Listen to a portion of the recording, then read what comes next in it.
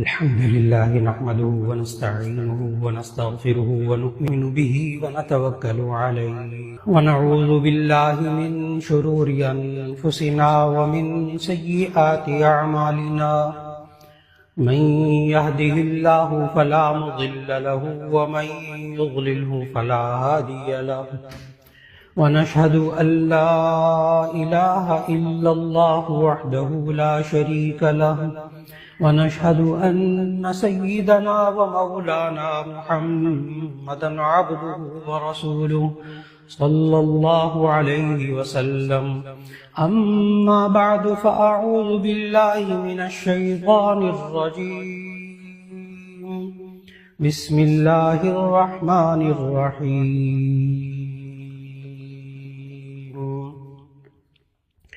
والنجم إذا هوى ما ضل صاحبكم وما غوى وما ينطق عن الهوى إن هو إلا وحي يوحى علمه شديد القوى ذو مرة فاستوى وهو بالأفق الأعلى ثم دنا فتدلى فكان قاب قوسين أو أدنى فأوحى إلى عبده ما أوحى ما كذب الفؤاد ما رأى أفتمارونه على ما يرى ولقد رآه نزلة أخرى عند سدرة المنتهى عندها جنة المأوى صدق الله العظيم.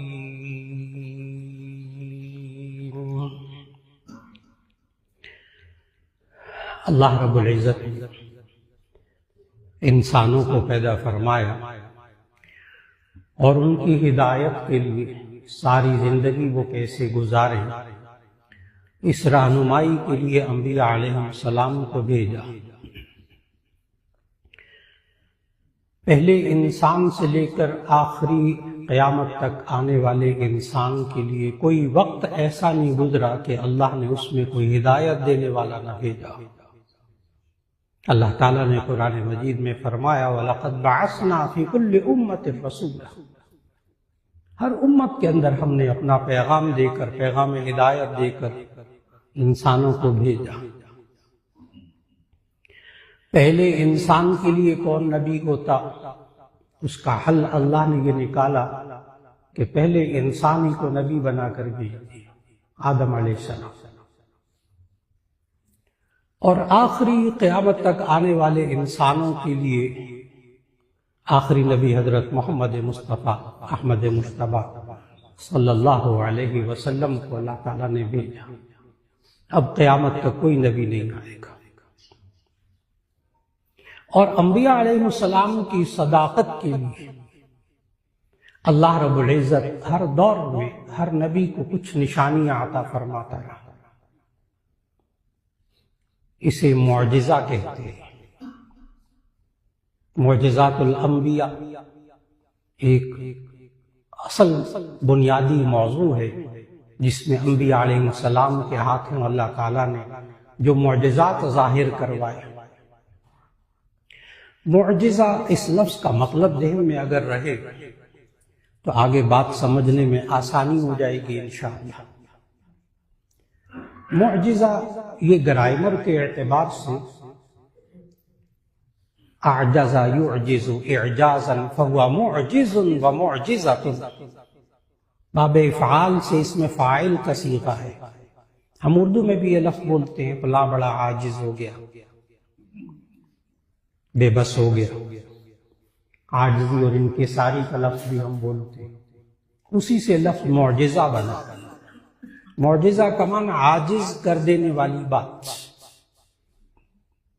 اور اسلامی اصطلاح کے اندر معجزہ کہتے ہیں کسی نبی سے اللہ کوئی ایسا کام ظاہر کروا دے کہ جسے عام انسان نہ کر سکے، اسے معجزہ کہتے ہیں. اللہ ایسے کام انبیاء کے علاوہ سے بھی ظاہر کرواتا ہے جو عام انسان نہیں کر سکتے. اسے اسلامی اصطلاح میں کرامت کہتے ہیں۔ کرامت کی تعریف یہ کی جاتی ہے اسلامی اصطلاح میں کہ وہ خرق عادت کام، یعنی عام روٹین کے خلاف ایسا کام جو عام انسان نہ کر سکے، وہ اللہ کسی غیر نبی سے ظاہر کر دے تو اسے کرامت کہتے ہیں۔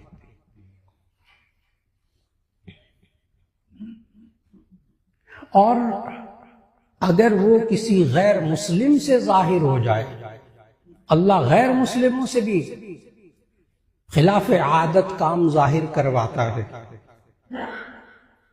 اسے استدراج کہتے ہیں۔ اسلامی اصطلاح میں استدراج کا معنی ڈھیل دینا۔ تو کوئی ہندو، کوئی سکھ، کوئی عیسائی، کوئی ملحد، کوئی بے دین، اس سے بھی خلاف عادت کام اللہ کروا دیتا ہے، لیکن وہ استدراج ہے۔ دجال بھی جب آئے گا تو اللہ اس کے ہاتھوں خلاف معمول کام ظاہر کروائے گا۔ بہت مستند احادیث میں، صحاح ستہ کی احادیث میں ہے کہ دجال جب آئے گا تو لوگوں کے سامنے بھرے مجمع میں ایک بندے کو دو ٹکڑے کرے گا، پھر اسے جوڑ دے گا، کہے گا زندہ ہو جا۔ اس وقت پہچاننا ہوگا کہ یہ چونکہ خود کافر ہے، خود مومن نہیں ہے دجال، لہذا اس کے ہاتھوں ظاہر ہونے والی بات پر ہم ایمان نہیں لائیں گے۔ اس لیے دیکھنا ہوگا کہ ہم کسی شخص سے ہٹ کر خلاف عادت سے ہٹ کر کوئی بات دیکھ رہے ہوں، اگر وہ غیر مسلم ہے تو وہ استدراج ہے، اللہ ڈھیل دے رہا ہے۔ اس پر قطعاً یقین نہیں کرنا چاہیے کہ یہ بندہ حق ہے۔ آج ہمارے معاشرے میں بہت ہو رہا ہے، بہت سے لوگ جادو ٹونے اور دوسری چیزوں سے کچھ کام ایسے کرتے ہیں جس سے اپنے ماننے والوں پر اپنا رعب جماتے ہیں، ہوتے وہ غیر مسلم ہیں، غیر مؤمن ہیں، جادو ٹونے کرنے والے۔ یہ میں اس لیے عرض کر رہا ہوں کہ ہمارا معاشرہ بھرا پڑا ہے، پھر عورتیں بھی معتقد ہو جاتی ہیں، مرد بھی معتقد ہو جاتے ہیں، یہ ایسے ایسے کام کرتا ہے کہ بس کوئی اور کر ہی نہیں سکتا۔ اگر وہ غیر مسلم ہے تو استدراج، اگر وہ مؤمن ہے تو کرامت۔ لیکن ہمیں بزرگوں کے اندر کرامتوں کو تلاش نہیں کرنا چاہیے۔ مجھے بہت اچھی طرح یاد ہے کہ یہاں جمعہ پڑھاتے ہوئے حضرت مولانا فضل الرحیم صاحب نور اللہ مرقدہ نے وہ واقعہ سنایا جو حضرت تھانوی رحمۃ اللہ علیہ کے ساتھ پیش آئے۔ حضرت فرمانے لگے کہ مولانا تھانوی رحمہ اللہ کے ہاں ایک صاحب آئے، 3 دن آ کر رہے خانقاہ میں، 3 دن بعد واپس جانے لگے۔ حضرت تھانوی رحمہ اللہ نے فرمایا آپ تشریف کیسے لائے تھے، جا کیسے رہے، کوئی کام تھا، کوئی مقصد تھا؟ تو مولانا فضل الرحیم صاحب نے تو بڑے مزے لے کر سنایا تھا، ان کی آواز میں جو اللہ نے ایک درد اور کیفیت رکھی تھی وہ آپ سب حضرات جانتے ہیں، بے شمار حضرات ان کی بے شمار بیانات سن چکے جمعے کے اندر۔ حضرت نے تو بڑے مزے لے کر بیان کیا تھے۔ تو حضرت نے پوچھا آپ آئے کیسے تھے، جا کیسے رہے، کس لیے آئے؟ وہ بندہ کہنے لگا جی میں آیا تھا، آپ کی بڑی شہرت سنی تھی کہ مولانا شرف علی تھانوی صاحب بہت بڑے بزرگ ہیں، لیکن میں 3 دن آپ کے پاس رہا ہوں، میں چاہتا تھا کہ آپ کی کوئی کرامت دیکھوں، پھر میں آپ سے بیعت کر لوں۔ تو 3 دن میں آپ کے پاس رہا، میں نے ایک کرامت آپ کی نہیں دیکھی، اس لیے میں واپس جا رہا ہوں، آپ تو بزرگ ہی نہیں کسی طرح۔ حضرت تھانوی رحمہ اللہ کا حضرت نے پھر وہ بیان سنایا، فرمایا حضرت تھانوی رحمہ اللہ نے پھر کہا اچھا ٹھیک ہے، تم 3 دن میرے پاس رہے، تم نے ان 3 دنوں میں مجھ سے خلاف سنت کوئی کام دیکھا؟ کوئی ایک کام جو خلاف سنت مجھ سے ہوا؟ وہ صاحب کہنے لگے کہ نہیں۔ حضرت تھانوی رحمہ اللہ نے اس وقت فرمایا کہ یہ اس وقت سب سے بڑی کرامت ہے کسی اللہ کے ولی کی۔ ہم کیسے تلاش کریں اولیاء اللہ، کیسے تلاش کریں؟ یہ اولیاء اللہ جن کے ہر کام میں سنت، یہ کرامت، میں عرض کر رہا تھا کہ کرامت کیا چیز ہوتی ہے، اور پھر اس کے ساتھ ساتھ جو انبیاء علیہ السلام سے اللہ خلاف عادت ظاہر کرواتا ہے کاموں کو، اسے معجزہ کہتے ہیں۔ وہ معجزات جو قرآن مجید میں موجود ہیں، کچھ معجزات کا ذکر احادیث میں ہے۔ جو حضرات باقی انبیاء کے معجزات کا مطالعہ کرنا چاہتے ہوں، وہ مولانا حفظ الرحمان سیوہاروی رحمہ اللہ کی کتاب، ہمارے بزرگ ان کی کتاب قصص القرآن، اس میں انہوں نے معجزات انبیاء کو بہت ذکر فرمایا۔ لیکن آج کی نشست میں وہ معجزات جو اللہ نے قرآن مجید میں ذکر فرمائے انبیاء علیہ السلام کے، ان کا ذکر کرنا مقصود ہے، تاکہ اندازہ ہو کہ آخری نبی صلی اللہ علیہ وسلم کو اللہ تعالیٰ نے کیسے کیسے معجزات عطا فرمائے۔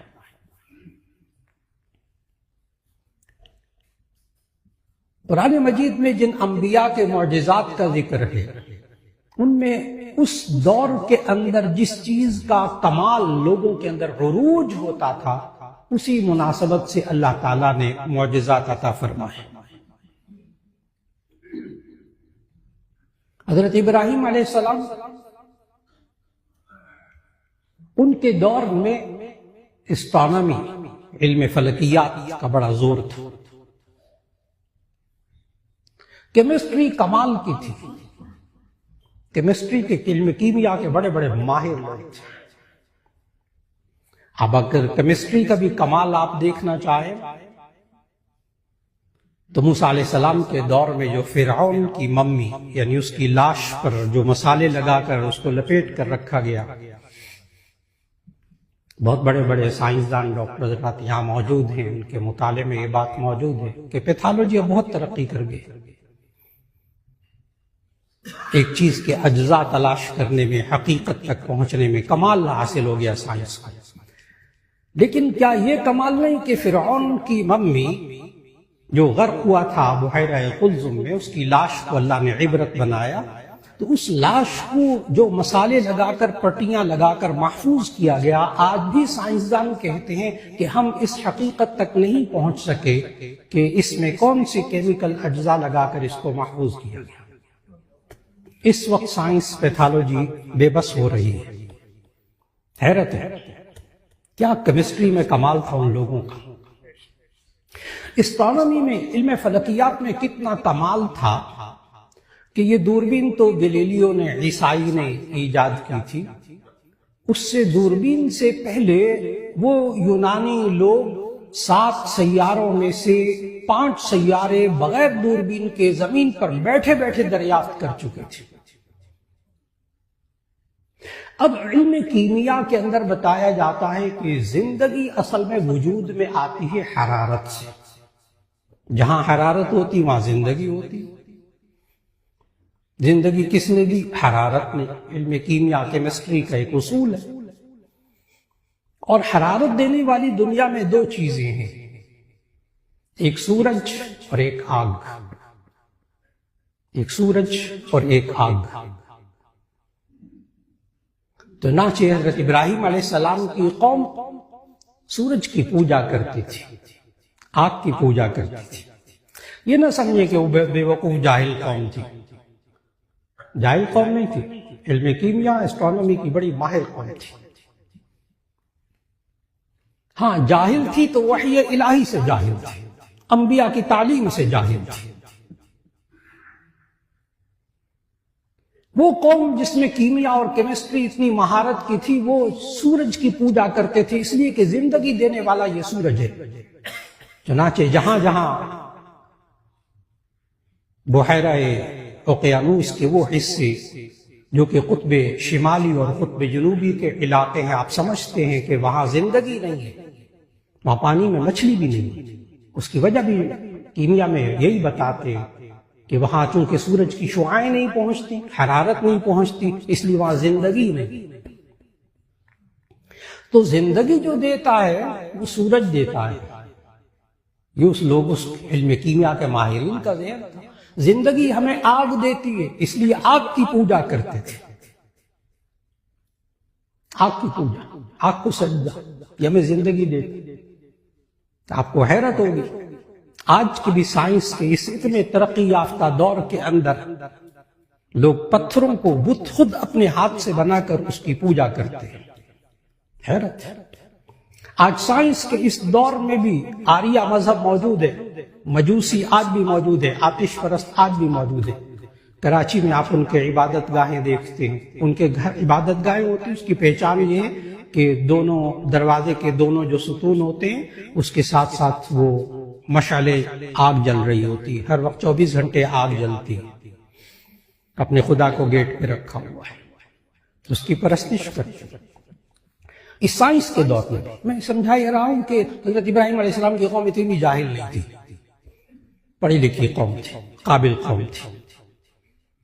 ان لوگوں کے آرکیٹیکچر کا کمال دیکھیں، قوم عاد قوم سمود کا کمال دیکھیں. آج بھی جا کر وہاں دیکھیں کہ پتھروں کو کیسے تراشتے تھے کہ پورا پہاڑ ہے، ابھی بھی باہر بالکل پہاڑ ہے، بالکل صحیح سالم، اور اندر بیڈ روم بھی بنا ہوا ہے، ڈرائنگ روم بھی بنا ہوا ہے، ڈائننگ روم بھی بنا ہوا ہے. ڈائننگ روم کی کرسیاں جو ہیں وہ بغیر پتھر کو توڑے تراش کر بنائی گئی ہیں. کمال ہے.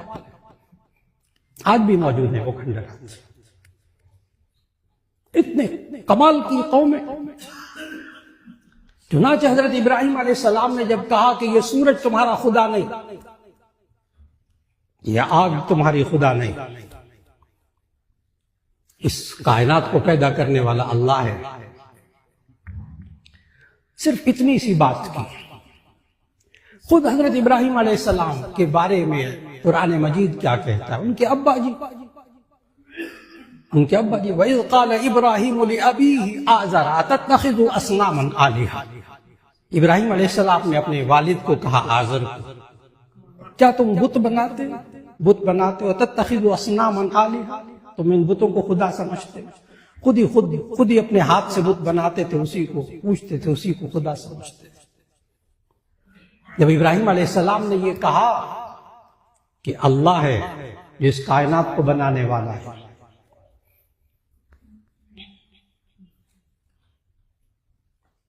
اس وقت نمرود بادشاہ تھا، وہ بھی آتش پرست، سورج کی پوجا کرنے والا، بتوں کی پوجا کرنے والا. نمرود نے کئی ہفتے آگ جلائی اور کئی ہفتے آگ جلا کر اس میں حضرت ابراہیم علیہ السلام کو ڈالا. سمجھتے ہیں یہ کیا اس نے کیا؟ صرف آگ میں نہیں ڈالا، ابراہیم علیہ السلام کو انہوں نے اپنے خدا کے سپرد کر دیا تھا. اس آگ کی پوجا کرتے تھے، اپنے خدا کے سپرد کیا. جس کو سجدہ کرنے سے تو منع کرتا ہے جا اسی میں ڈالتے ہو، تجھے تباہ کر دے گی. بخاری شریف کی حدیث میں ہے ڈالتے وقت حضرت ابراہیم علیہ السلام کے کپڑے بھی اتارے گئے تھے، بے لباس کر کے ان کو ڈالا گیا تھا. بخاری شریف کی حدیث میں ہے نبی صلی اللہ علیہ وسلم نے فرمایا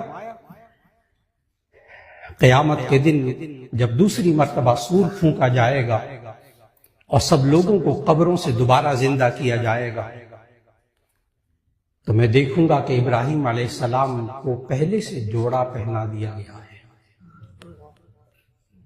وہاں محدثین نے بخاری شریف کو اس حدیث میں لکھا کہ اصل بات یہ ہے کہ چونکہ ابراہیم علیہ السلام کو اللہ کا نام لینے کی خاطر بے لباس کر کے اس آگ میں ڈالا گیا تھا، اللہ نے قیامت کے دن اعزاز یہ دیا کہ سب سے پہلے کپڑے ان کو پہنائے، کیونکہ باقی سب لوگ ننگے اٹھیں گے، بے لباس اٹھیں گے، بغیر لباس کے اللہ اٹھائے گا سب لوگوں کو. ابراہیم علیہ السلام کو سب سے پہلے کپڑے پہنائے جائیں گے. اور جب ابراہیم علیہ السلام کو آگ میں ڈالا جانے لگا تو بخاری شریف کی حدیث میں ہے، ہمارے لیے بہت بڑا سبق ہے. جب آگ میں ڈالا جانے لگا تو ابراہیم علیہ السلام کے منہ سے ایک کلمہ جاری کیا اللہ نے، حسبی اللہ، حسبی اللہ. اسی کی تلقین کی گئی نبی صلی اللہ علیہ وسلم کو سورہ توبہ کی آخری آیت میں. حسبی اللہ کا معنی اللہ میرے لیے کافی ہے. حسبنا اللہ، اللہ ہمارے لیے کافی ہے. حسبی واحد کے لیے، ایک کے لیے، حسبنا جمع کے لیے. حسبنا اللہ، اللہ ہمارے لیے کافی ہے. نبی صلی اللہ علیہ وسلم ایک غزوے کے اندر بڑی مشکل میں آ گئے. اس وقت اللہ نے ایک دعا سکھائی تھی، سورہ توبہ کی آخری آیت، فَقُلْ حَسْبِيَ اللَّهُ لَا إِلَهَ إِلَّا هُوَ عَلَيْهِ تَوَكَّلْتُ وَهُوَ رَبُّ الْعَرْشِ الْعَظِيمِ. بخاری شریف کی حدیث میں ہے کہ نبی صلی اللہ علیہ وسلم کو یہ کلمات سکھائے گئے کہ آپ یہ کلمات کہیں، اللہ راستہ نکالے گا، اللہ آپ کی حفاظت کرے گا. اور اسی روایت میں ہے کہ حضرت ابراہیم علیہ السلام کو بھی جب آگ میں ڈالا گیا تو انہوں نے بھی یہی کہا تھا، حسبی اللہ، اللہ میرے لیے کافی ہے. پھر اللہ نے کافی ہو کر دکھایا، پھر اللہ نے کافی ہو کر دکھایا. کئی ہفتے دہکائی گئی، اس آگ میں ڈالا گیا کپڑے اتار کر ابراہیم علیہ السلام. اللہ نے بھی یہ نہیں کیا کہ بادلوں کو بھیجا، جاؤ بارش کرو آگ بجھ جائے. بادل آتے اللہ کے حکم سے، بارش ہوتی، آگ بجھ جاتی. ابراہیم کا معجزہ کیا ہوتا؟ وہ تو بارش نے آ کر آگ بجھا دی. اللہ نے قرآن مجید میں ہمیں بتایا کہ اللہ نے کیا کہا اس آگ کو، قُلْنَا یا نارُ کُونِی بَرْدًا وَسَلَامًا عَلَىٰ ابراہیم. یا نارُ کُونِی، قُلْنَا ہم نے کہا، اللہ کہتا ہے ہم نے کہا اس آگ کو، یا نارُ کُونِی بَرْدًا وَسَلَامًا عَلَىٰ ابراہیم، اے آگ تیرا کام ہے گرمی پہنچانا، حرارت پہنچانا، آج تو ابراہیم پر ٹھنڈک والی ہو جا. وسلامن، اور تیرا کام ہے تباہی مچانا، جلا کر راکھ کر دینا، آج تو ابراہیم کے اوپر تو سلامتی والی ہو جا. اب ابراہیم کے لیے اللہ نے کہا اس آگ کو، قُلْنَا یا نارُ کُونِی بَرْدًا وَسَلَامًا عَلَىٰ ابراہیم، اے آگ تو سلامتی والی اور ٹھنڈک والی ہو جا. یہ آگ ٹھنڈی کیسی ہوتی ہے؟ یہاں بڑے بڑے سرجن تشریف فرما ہے، اب تو وہ ٹھنڈی آگ لیزر سے کینسر کا علاج کر رہے ہیں. یہ میں اس سوال کا جواب دے رہا ہوں کہ آگ بھی کبھی ٹھنڈی ہوتی ہے؟ تو اس کا جواب یہ سرجن حضرات دے رہے ہیں کہ جی ہاں، وہ لیزر ٹھنڈے ہوتے ہیں. کینسر کا جس لیزر سے علاج کیا جا رہا ہے، جدید ترین لیزر کی شعاعیں انتہائی ٹھنڈی ہوتی ہیں، وہ یخ کر کے اس کو ختم کرتی ہے. تو یہ تو انسان نے اپنی عقل سے ٹھنڈی آگ ایجاد کر لی ہے. اللہ نے بھی اس آگ کو ٹھنڈا کر دیا تو وہ خالق کر سکتا ہے. کونی بردًا وسلامًا علی ابراہیم، تو ٹھنڈک والی اور سلامتی والی ہو جا ابراہیم پر. جب اس قوم نے دیکھا کہ آگ نے ابراہیم کو کچھ نہیں کہا، سمجھتے انہوں نے کیا سمجھا؟ انہوں نے سمجھ لیا کہ ہمارے خدا نے اس کو کچھ نہیں کہا. آگ ان کی خدا، ان کی معبود. اور جب حضرت ابراہیم علیہ السلام کئی دنوں کے بعد زندہ اس آگ میں سے نکلے، پھر قرآن مجید کا مطالعہ کیجئے کہ پھر اس قوم نے ابراہیم علیہ السلام کو بالکل تکلیف نہیں پہنچائی. پھر یہ کہا آپ ہمارے ملک سے روانہ ہو جائیں، نیک ملک سے چلے جائیں بس، کیونکہ وہ سمجھ گئے تھے یہ عام انسان نہیں ہے. تو ابراہیم علیہ السلام کو اللہ نے معجزہ دیا، آگ سے زندہ نکالا. یہ اس دور کے لوگوں کے اندر بڑی مہارتیں تھیں، کیمسٹری کی، اسٹرانومی کی، آگ اور سورج کی پوجا کرتے تھے. حضرت ابراہیم علیہ السلام کو اللہ نے اس کے مطابق معجزہ عطا فرمایا. یونس علیہ السلام مچھلی کے پیٹ میں چلے گئے، سارے حالات اللہ ہی نے بنائے. مچھلی بھی اللہ کی مخلوق، مچھلی چاہتی تو اندر جاتے ہی. سارے حالات اللہ نے بنائے. فَالْتَقَمَهُ الْحُوتُ وَهُوَ مُلِيمٌ، اس مچھلی نے نگل لیا یونس علیہ السلام مچھلی کے اندھیروں میں.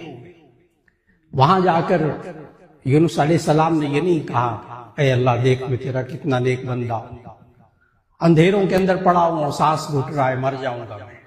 یہ الفاظ نہیں ہے قرآن میں. اللہ نے جو الفاظ سکھائے وہ بولے. ہمیں سمجھنا ہوگا اس بات کو کہ مصیبت کے وقت میں، تکلیف کے وقت میں، دکھ کے وقت میں انسان کو کیا کلمات کہنے چاہیے. ابراہیم علیہ السلام نے تکلیف اور دکھ میں کیا کہا؟ حسبی اللہ۔ ہمیں کیا پڑھنا چاہیے دکھ اور تکلیف کے وقت میں؟ حسبنا اللہ ونعم الوکیل۔ ہمیں وہ سورہ توبہ کی آخری آیت پڑھنی چاہیے، حسبی اللہ لا الہ الا ہو علیہ توکلت وہو رب العرش العظیم۔ جب انسان کو تکلیف پہنچے، دل غمگین ہو، آگے کچھ نظر نہ آئے اور انسان اس مشکل میں سے نکلنا چاہتا ہو، تو اسے سورہ توبہ کی آخری آیت پڑھنی چاہیے، حسبی اللہ لا الہ الا ہو۔ ترجمہ ذہن میں رکھنا چاہیے، حسبی اللہ لا الہ الا ہو، اللہ ہی میرے لیے کافی ہے، وہ بہترین کام بنانے والا، اس کے علاوہ کوئی معبود نہیں، علیہ توکلت، اسی پر میں نے بھروسہ کیا، وہ رب العرش العظیم، وہ عرش عظیم کا، بڑے عرش کا مالک ہے، وہ کر لے گا، وہ مجھے میرے حالات کو ٹھیک کر دے گا، وہ میرے دکھ اور غم کا مداوع کر دے گا۔ یہی ہوا یونس علیہ السلام کے ساتھ مچھلی کے پیٹ میں، کہ وہاں اندھیروں کے اندر، تکلیف کے اندر، وہاں اللہ نے کلمات سکھائے اور وہاں یوں کہا، لا الہ الا انت سبحانک انی کنت من الظالمین، لا الہ الا انت سبحانک انی کنت من الظالمین۔ اے اللہ تیرے سوا کوئی معبود نہیں، سبحانک، تیری ذات ہر عیب سے پاک ہے، انی کنت من الظالمین، میں ظلم کرنے والوں میں سے تھا۔ اللہ نے قرآن مجید میں بتایا، فنجیناہ من الغم، اسی طرح ہم نے ان کو غم سے نجات دی، وَكَذَلِكَ نُنْجِي الْمُؤْمِنِينَ، اسی طرح ہم مؤمنین کو بھی غم سے نجات دیں گے۔ تو غم کے وقت کیا کہنا چاہیے؟ لا الہ الا انت سبحانک انی کنت من الظالمین۔ غم بھی اللہ کی طرف سے آتا ہے، خوشی بھی اللہ کی طرف سے آتی ہے، لیکن غم کے اندر بھی انسان وہی کہے اپنی زبان سے جو اللہ نے اپنے انبیاء کو سکھائے، اپنے نیک بندوں کو کلمات سکھائے۔ اللہ نے کہا فنجیناہ من الغم، ہم نے ان کو غم سے نکال لیا، وَكَذَلِكَ نُنْجِي الْمُؤْمِنِينَ، اسی طرح ہم قیامت تک ایمان والوں کو بھی غم سے نجات دیتے رہیں گے۔ اس بات کی تلقین حضرت مولانا فضل الرحیم صاحب رحمۃ اللہ علیہ بار بار فرمایا کرتے تھے۔ آپ میں سے اس وقت سینکڑوں افراد تشریف فرمائے جو گواہ ہیں، وہ بار بار یہ کلمات کہنے کو، نماز کے بعد بھی یہ کلمات کی تلقین فرماتے تھے کہ پڑھتے رہا کرو لا الہ الا انت سبحانک انی کنت من الظالمین۔ پھر حضرت مولانا فضل الرحیم صاحب رحمۃ اللہ علیہ یہ بار بار یہ والی آیت بھی پڑھتے تھے، دیکھو اللہ نے کہا فنجیناہ من الغم وکذالک ننجی المؤمنین، جس طرح ہم نے یونس علیہ السلام کو غم سے نجات دی، تمہیں بھی غم سے نجات دے دیں گے۔ کیوں اللہ سے نا امید ہوتے ہو؟ تو آج وقت کا تقاضا ہے کہ غم کی کیفیت میں ہم کیا کلمات کہیں؟ لا الہ الا انت سبحانک انی کنت، کسی بھی مشکل میں پھنس جائیں تو یہ کلمات پڑھیں، اور اگر نہ پڑھیں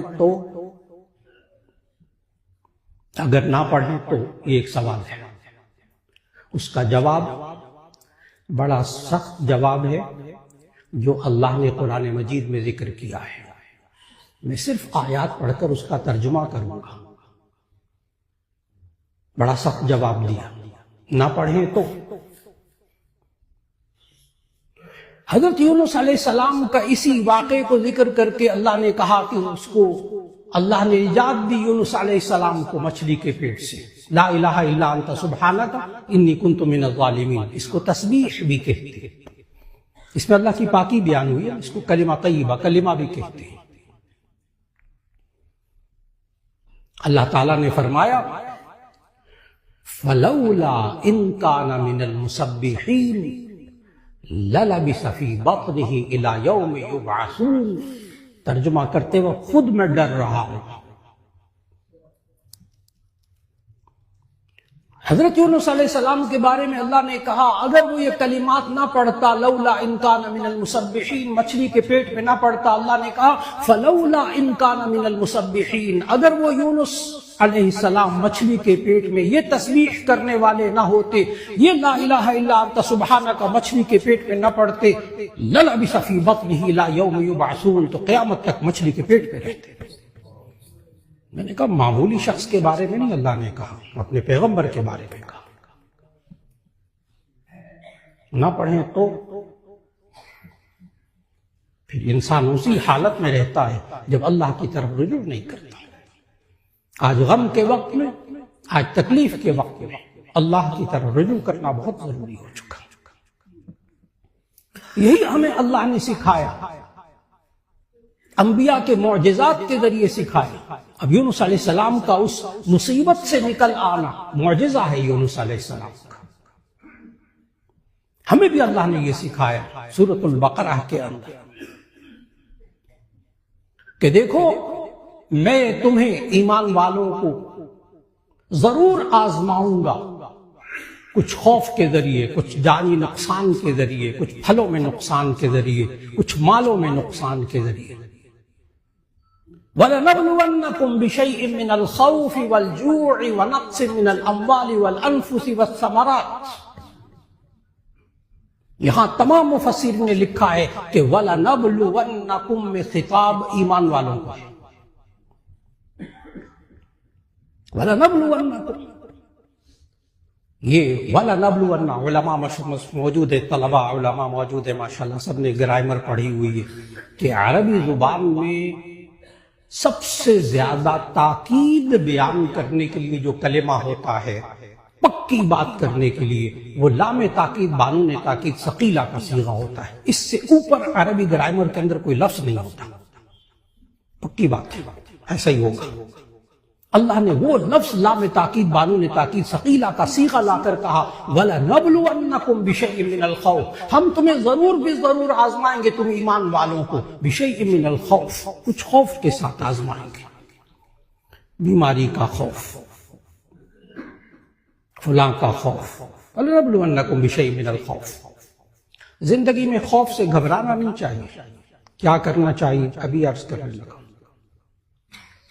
خوف میں مبتلا ہو کے الٹی سیدھی حرکتیں نہیں کرنی چاہیے جن سے اللہ سے دور ہو جاتا ہے بندہ، نہیں کرنی چاہیے۔ وَلَنَبْلُوَنَّكُمْ بِشَيْءٍ مِّنَ الْخَوْفِ، ہم تمہیں ضرور بھی ضرور آزمائیں گے کچھ خوف کے ساتھ۔ وَلَنَبْلُوَنَّكُمْ بِشَيْءٍ مِّنَ الْخَوْفِ وَالْجُوعِ، بھوک کے ساتھ ہم تمہیں آزمائیں گے۔ وَنَقْصٍ مِّنَ الْأَمْوَالِ، تمہیں مالی نقصان کے ذریعے آزمائیں گے۔ والانفس، اور تمہیں جانی نقصان سے آزمائیں گے۔ کبھی تمہاری اولاد کو تمہارے سامنے اٹھا لیں گے، اللہ کہتا ہے کب ہم تمہارے ماں یا باپ کو آسمانوں پہ ہم اپنے پاس بلا لیں گے عالم ارواح میں، کبھی تمہارے بزرگوں کو بلا لیں گے، جن سے تم بڑی محبت کرتے تھے ان کو بلا لیں گے ہم۔ ونقص من الاموال، مالی نقصان پہنچا کر تمہیں آزمائیں گے، جانی نقصان پہنچا کر ہم تمہیں ضرور آزمائیں گے۔ والثمرات، پھلوں میں نقصان کر کے۔ یہاں مفسرین نے لکھا کہ یہاں ثمر سے مراد انسان کے اعمال کے نتائج ہیں، ثمرات سے مراد انسان کی محنت کا پھل۔ پڑھ پڑھ کے پھر نہیں کامیابیاں ملتی، پھر ڈگریاں نہیں ملتی، پھر عہدے نہیں ملتے، پھر مطلب کی ملازمت نہیں ملتی، مطلب کی تجارت نہیں ملتی، کرتا بہت کوشش محنت ہے، پھر اللہ آزماتا ہے۔ اور اس کا طریقہ کیا ہے؟ اللہ نے کہا وَبَشِّرِ الصَّابِرِينَ، صبر کرنے والوں کو خوشخبری دے دے۔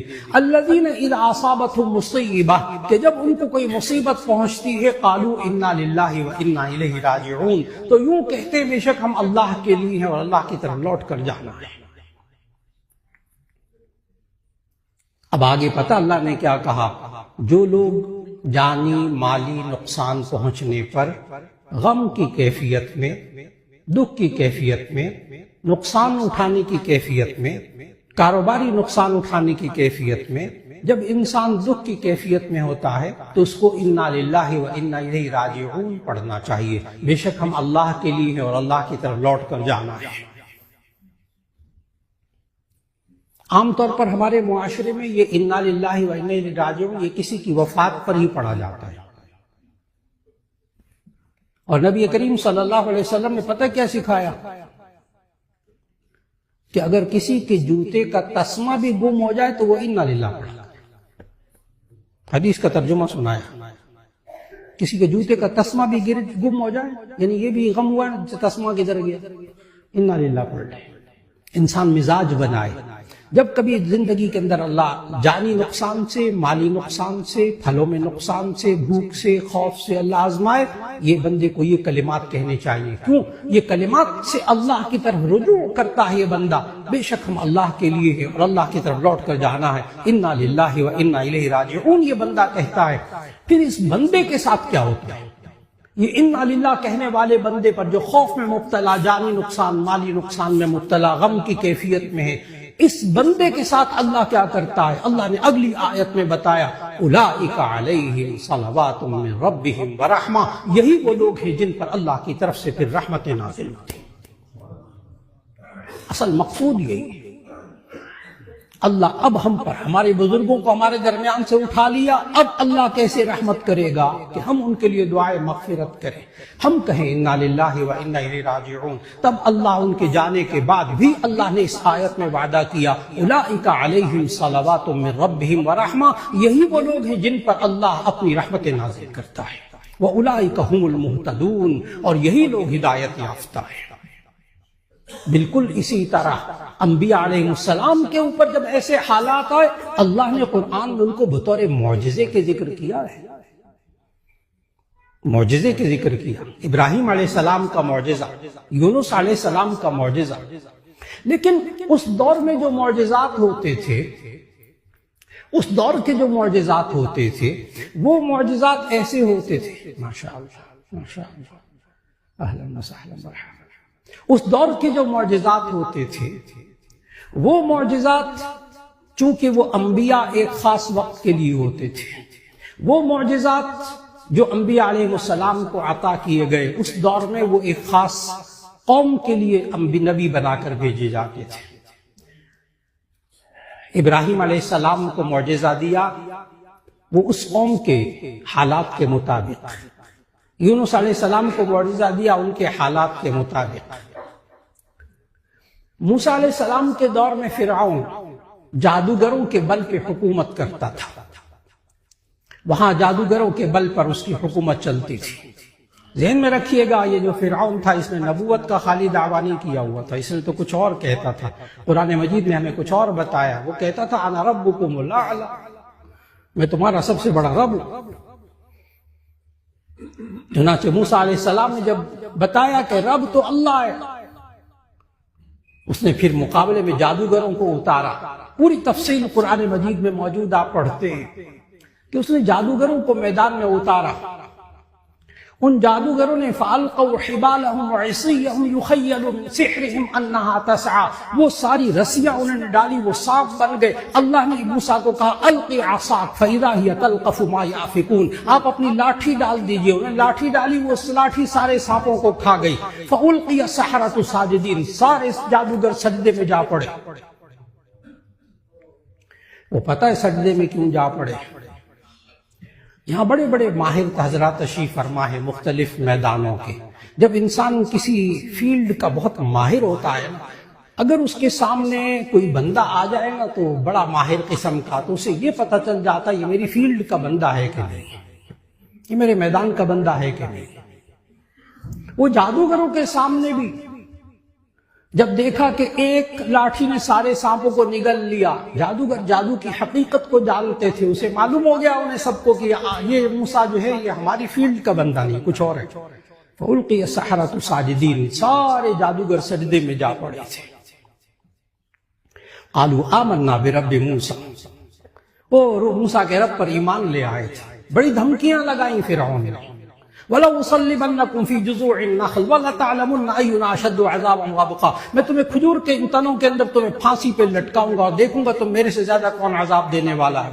لیکن جادوگر ٹس سے مس نہیں ہوئے، اللہ نے ان کو وہ معجزہ عطا فرمایا۔ عیسیٰ علیہ السلام کے دور میں طب کا بڑا چرچا تھا، میڈیکل سائنس بڑا چرچا تھا۔ آپ میڈیکل سائنس میں آج بھی اناٹمی میں، فزیالوجی میں بڑے بڑے ڈاکٹر حضرات میں تشریف فرما جانتے ہیں کہ اناٹمی فزیالوجی کے آج بھی وہ اصول ہیں جو عیسیٰ علیہ السلام کے دور میں جاری ہو چکے تھے۔ آج بھی میڈیکل جدید ترین سائنس میں ان کتابوں کے اندر وہ اصول موجود ہیں۔ اتنا کمال کا طب، میڈیکل سائنس عیسیٰ علیہ السلام کے دور میں کمال کی موجود تھی۔ اللہ نے اس دور کے معجزات عطا فرمائے۔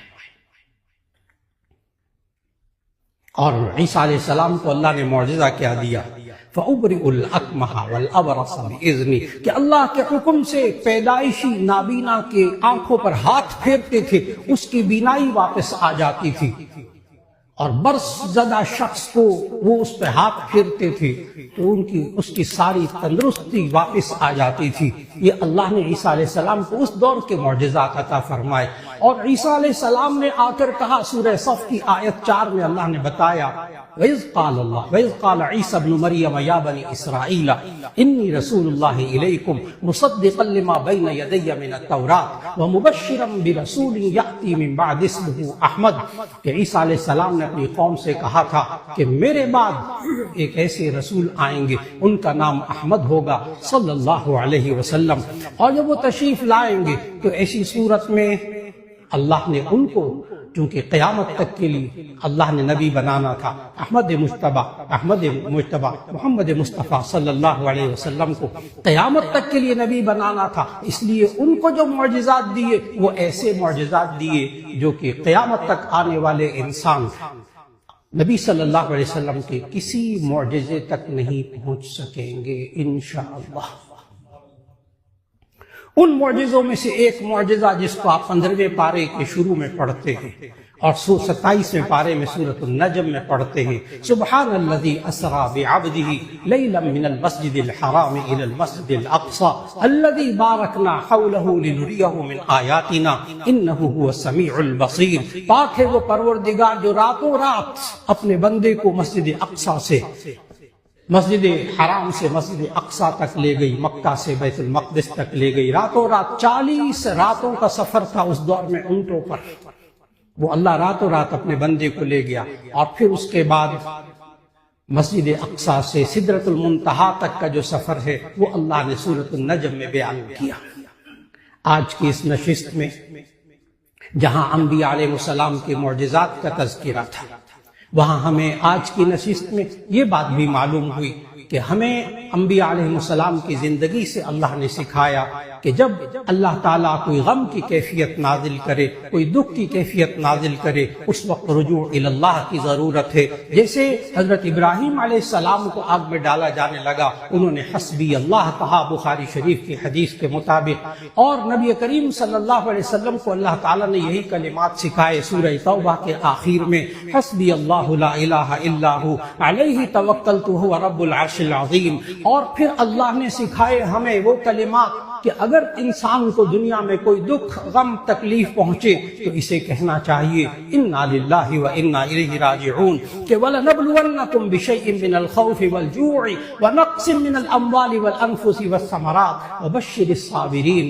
الَّذِينَ إِذَا أَصَابَتْهُمْ مُصِيبَةٌ قَالُوا إِنَّا لِلَّهِ وَإِنَّا إِلَيْهِ راجعون۔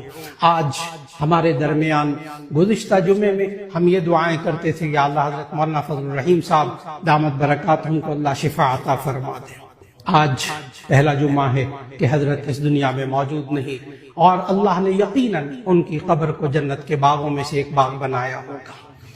اللہ نے ان کی مغفرت فرمائے، ان کے درجات بلند فرمائے، سب کو صبر جمیل عطا فرمائے، دعا فرما لیجئے گا۔ اور حضرت ایک خاص بات کی، آپ نے ممبر پر، حضرت مجھ سے پہلے یہاں جمعہ پڑھاتے تھے، اور آپ نے بے شمار مرتبہ حضرت نے جس طرح کہتے نا بل بلا کر کسی کو کہنا، اس طرح وہ کہتے تھے خدا کے لیے جو آپ کے عزیز و اقارب، جو آپ کے ماں باپ فوت ہو جائیں، ان کے لیے ایصال ثواب کرتے رہا کریں۔ بل بلا کر حضرت کہتے تھے خدا کے لیے کر۔ پھر وہ آپ کو یاد ہوگا ایک حدیث سناتے تھے حضرت مولانا فضل الرحیم صاحب رحمۃ اللہ علیہ، وہ کہتے تھے کہ حدیث میں آتا ہے کہ جب کوئی انسان خیر کے کلمات کہتا ہے، مغفرت کے کلمات، رحمت کی دعا کرتا ہے، تو وہ میت اس طرح خوش ہوتی ہے جیسے کہ ایک ڈوبنے والے شخص کو کوئی سہارا مل جاتا ہے۔ اللہ رب العزت ہم سب کو توفیق عطا فرمائے کہ آج یہ پورا مجمع حضرت مولانا فضل الرحیم صاحب رحمۃ اللہ علیہ کے لیے ایصال ثواب بھی کیجیے۔ حضرت جس طریقے سے فرماتے تھے کہ 1 مرتبہ سورہ فاتحہ، 3 مرتبہ سورۃ الاخلاص پڑھ لیجیے، حضرت کو ایصال ثواب فرما دیجیے، ان کے لیے دعائے مغفرت کر دیجیے۔ الحمدللہ رب العالمین۔ اعوذ باللہ من الشیطان الرجیم، بسم اللہ الرحمن الرحیم، الحمد للہ رب العالمین الرحمن الرحیم مالک یوم الدین، ایاک نعبد و ایاک نستعین، اہدنا الصراط المستقیم صراط الذین انعمت علیہم غير المغضوب عليهم ولا الضالين آمين. بسم الله الرحمن الرحيم. قل هو الله أحد الله الصمد لم يلد ولم يولد ولم يكن له كفوا أحد. بسم الله الرحمن الرحيم. قل هو الله أحد الله الصمد لم يلد ولم يولد ولم يكن له كفوا أحد. بسم الله الرحمن الرحيم. قل هو الله أحد الله الصمد لم يلد ولم يولد ولم يكن له كفوا أحد. اللهم اغفر له وارحمه وعافه واعف عنه وارفع درجاته يا رب العالمين. اے اللہ، حضرت مولانا فضل الرحیم صاحب رحمۃ اللہ علیہ کی قبر کو جنت کے باغوں میں سے ایک باغ بنا دے. یا اللہ ان کے لیے تمام منزلوں کو آسان فرما دے. یا اللہ ساری زندگی وہ ہماری ہدایت کا سامان کرتے رہے، ساری زندگی ہمیں اتنی اچھی باتیں تلقین فرماتے رہے. اے اللہ اس سب کا ثواب حضرت کو پہنچا، اور یا اللہ جتنے ان کے شاگرد ہیں یا اللہ ان سب کو بھی اس کا ثواب پہنچا، اور ان کے اعمال کا ثواب ان کو پہنچا. اس جامعہ شفیہ کی تمام خدمات، وہ جو ساری زندگی یا اللہ ان طلباء اور علماء اور اساتذہ کے لیے خدمات انجام دیتے رہے، دنیا بھر میں دینی تعلیمات کے لیے یا اللہ وہ انجام دیتے رہے. یا اللہ حضرت کی مغفرت فرما، ان کے درجات بلند فرما، ان کی تمام خدمات کو قبول فرما. یا اللہ تمام پسماندگان کو صبر جمیل عطا فرما، خاص طور پر ان کے گھر والوں کو اللہ صبر جمیل عطا فرمائے. ان کے صاحبزادے حضرت مولانا زبیر حسن صاحب کو اللہ صبر جمیل عطا فرمائے. پھر حضرت کے جتنے بھی یہاں منتظمہ مجلس منتظمہ اپنی زندگی میں بنا گئے، یا اللہ اس تمام مجلس منتظمہ کو صحت اور عافیت عطا فرما. خاص طور پر ہمارے محترم حضرت مولانا ارشد عبید صاحب دامت برکاتہم، حافظ اسد عبید صاحب دامت برکاتہم نائب محتمم، اور نائب محتمم حضرت مولانا زبیر حسن صاحب، ناظم اعلیٰ حضرت مولانا اویس حسن صاحب. یا اللہ حضرت مولانا قاری اجود عبید صاحب ناظم شعبہ حفظ کی، یا اللہ ایک ایک کو اب استقامت عطا فرما، ہمت عطا فرما، حوصلہ عطا فرما. اس لگائے ہوئے بزرگوں کے پودے کو حضرت مفتی حسن صاحب نور اللہ مرقدہ نے جو پودا لگایا، اس کے بعد حضرت مولانا مفتی عبید اللہ صاحب رحمۃ اللہ علیہ، حضرت مولانا عبد الرحمن اشرفی صاحب رحمۃ اللہ علیہ، پھر حضرت مولانا فضل الرحیم صاحب رحمۃ اللہ علیہ، حضرت کابر نے اپنی پوری زندگیاں لگا دی اس قرآن و سنت کے نور کو پھیلانے کے لیے اس ادارے سے. اے اللہ ان حضرات کی قربانیوں کو قبول فرما. یا اللہ ہمارے تمام بزرگ خاص اس مہینے کے اندر کئی ہمارے بڑے بڑے بزرگ وصال پا گئے، سب کے لیے دعا کیجیے گا. یا اللہ ان سب کی مغفرت فرما، سب کو جنت الفردوس عطا فرما. یا اللہ ہمارے تمام اساتذہ کرام، ہمارے تمام مشائخ اور ہمارے تمام بزرگ، ہمارے کتابوں کے مصنفین، یا اللہ جو جو انتقال فرما چکے، ہر ایک کی مغفرت فرما، سب پر اپنی رحمت نازل فرما. اور یا اللہ خصوصاً دعا کرتے ہیں اس جامعہ شفیہ کو تا قیامت قائم فرما. تمام مدارس، تمام مکاتب، تمام مساجد، تمام خانقاہوں کی یا اللہ حفاظت فرما. یا اللہ جو ہمارے بزرگ موجود ہیں یا اللہ ہمیں ان کی قدر کرنے کی توفیق عطا فرما، ان کے سائے کو ہمارے سروں پہ سلامت فرما، ہم سب کی دعاؤں کو قبول فرما. ربنا تقبل منا انك انت السميع العليم وتب علينا انك انت التواب الرحيم. وصلى الله تعالى على خير خلقه محمد وآله واصحابه اجمعين برحمتك يا ارحم الراحمين.